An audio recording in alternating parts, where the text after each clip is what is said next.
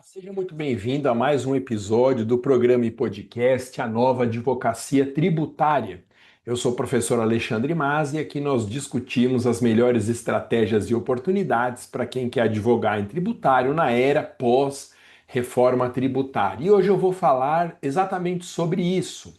Quais são as melhores teses e oportunidades da advocacia trazidas pela reforma tributária? Lembre que o objetivo de todos esses conteúdos é que eu faça uma parceria com você. Aparecendo uma causa no seu escritório em que você sinta a necessidade de ajuda, entre em contato comigo, pode ser de qualquer nicho. E aí a gente discute os termos de uma parceria. Lembro ainda que estão abertas as matrículas de todos os cursos de advocacia da minha escola, inclusive o curso completo da reforma tributária e o advocacia tributária, que tem a ver com o conteúdo dessa nossa conversa de hoje. Para saber mais sobre esses e tantos outros cursos da minha escola, tem um link aqui na descrição desse vídeo com o caminho para você chegar lá nos cursos da minha escola. Bom, gente, falar da advocacia tributária pós-reforma é lembrar que a emenda constitucional 132 de 2023 alterou mais de 100 normas constitucionais em matéria tributária. É disparada a maior revolução desde a promulgação da Constituição de 88. Essas mudanças alteram profundamente a advocacia tributária porque trazem novas oportunidades, novas teses, novas linhas de defesa em favor do contribuinte. Eu vou falar de algumas dessas teses que surgiram com a reforma tributária. Uma primeira tese diz respeito à exigência de um dos novos tributos sem lei específica da entidade competente definindo o novo fato gerador. Eu tenho batido muito nessa tecla. A reforma tributária sozinha não criou os novos tributos. É necessário que cada uma das entidades competentes ela reafirme em lei específica o que a reforma tributária instituiu em matéria de novos tributos. Cobrar um tributo sem essa lei específica é uma inconstitucionalidade. Outra tese é a utilização de tributo com alíquotas progressivas sem previsão constitucional. A reforma tributária previu a existência de um quinto tributo progressivo, ou seja, com alíquotas que crescem em função de uma maior base de cálculo. Já havia na Constituição o imposto de renda progressivo, o IPTU progressivo e o ITR progressivo. A jurisprudência do Supremo Tribunal Federal sempre reconheceu também o ITCMD progressivo e agora o IPVA pode ter alíquotas progressivas, mas são só esses 5 tributos brasileiros que têm essa possibilidade. Qualquer outro tributo instituído com alíquotas progressivas sem fundamento constitucional viola o próprio texto da Constituição. Foram criados também alguns princípios novos pela reforma tributária e condutas do fisco que violam esses princípios são teses na defesa do contribuinte. Por exemplo, violação ao princípio da simplicidade, adotando-se uma burocracia que dificulta ou impede o cumprimento da obrigação tributária principal ou acessório. O princípio da simplicidade tem que ser invocado em favor do contribuinte sempre que houver uma alta complexidade em obrigações tributárias. Outra tese é a exigência de obrigação acessória sem indicação dos dispositivos normativos que a sustentem, viola o princípio da transparência. O novo princípio tributário da transparência, ele exige isso, que o fisco não realize condutas secretas e que, além disso, indique o fundamento normativo de todos os seus comportamentos.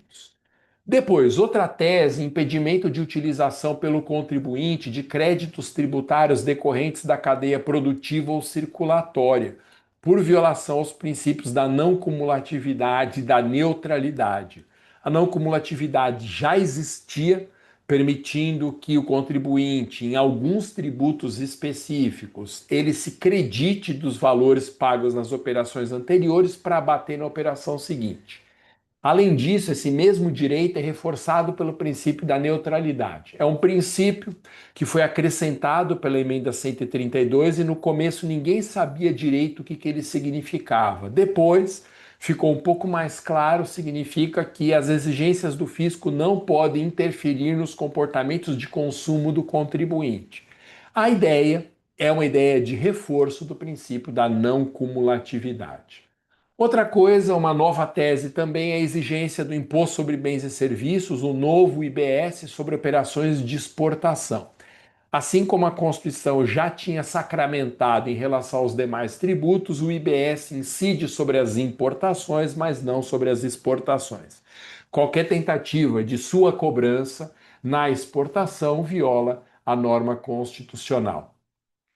O outro tributo que foi criado pela reforma tributária, chamado imposto seletivo, conhecido já na prática como imposto do pecado, ele pode virar uma tese se a sua cobrança violar o princípio do não confisco, sempre que houver uma alíquota muito elevada. O princípio do não confisco, embora o STF tenha tratado de esvaziar o seu conteúdo, entre outras coisas, proíbe uma exigência tributária com uma carga tributária muito elevada. Se o imposto seletivo for cobrado com uma alíquota muito alta, eu posso invocar o princípio do não confisco. Existem também novas imunidades criadas pela emenda 132. A supressão ou redução de qualquer uma dessas imunidades, ela viola a cláusula pétrea, portanto, ela é inconstitucional. A exigência de um tributo também violando algumas das 11 novas imunidades também atenta contra a Constituição e, portanto, é tese na defesa do contribuinte.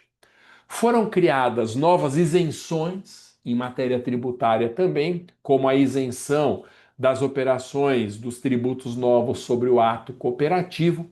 Qualquer tentativa de cobrança de tributo sobre o ato cooperativo gera também uma inconstitucionalidade. Houve uma mudança também no regime da COSIP, da Contribuição de Iluminação Pública, e está reforçada a ideia de que a exigência da COSIP por algum Estado-membro ou pela União viola a Constituição, porque a COSIP é de competência dos municípios e do Distrito Federal. Houve também a reconfiguração de alguns princípios que já existiam no direito tributário brasileiro, especialmente o princípio da legalidade em matéria de IPTU. A base de cálculo do IPTU pode ser majorada sem lei dentro da inflação do período, o que significa uma mera atualização monetária.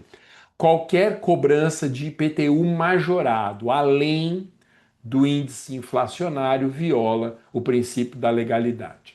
Muitas teses também surgiram em matéria de IPVA. O IPVA é um imposto muito importante porque ele é um imposto do dia a dia de todos nós e a quantidade de contribuintes de IPVA no Brasil é assombrosa. Então essas teses são muito importantes porque são frequentes na prática. Por exemplo, algumas teses novas que surgiram, né? Cobrança de IPVA sobre barco ou aeronave exigido antes de publicada a lei estadual que define esse novo fato gerador, exigência do IPVA sobre barco ou aeronave sem observância do intervalo imposto pelo princípio da anterioridade, exigência do IPVA sobre veículos automotores que dispensem emplacamento, como tratores e bicicletas elétricas.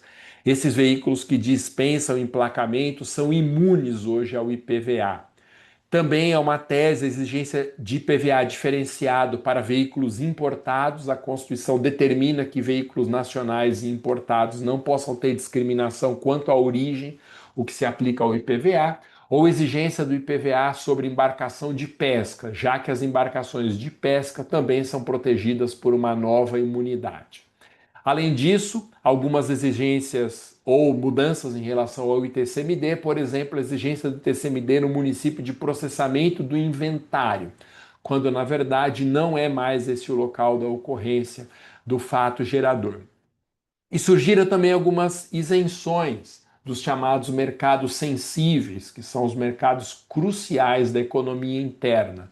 É uma tese nova também a exigência de tributos nos mercados sensíveis sem observância das isenções totais ou parciais previstas na reforma.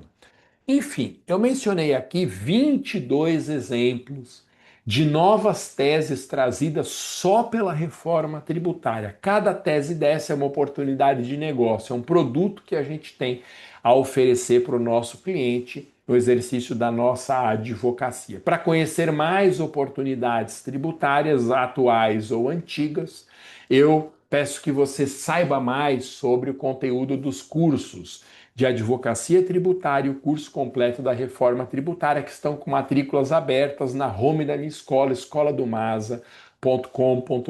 Lá você saberá mais também sobre os outros cursos, como Advogue para Servidores, Advogando em Licitações, Advogando em Contratos. Tem um curso novo incrível de liminares contra planos de saúde, ministrado pelo professor Fabrício Bolzan.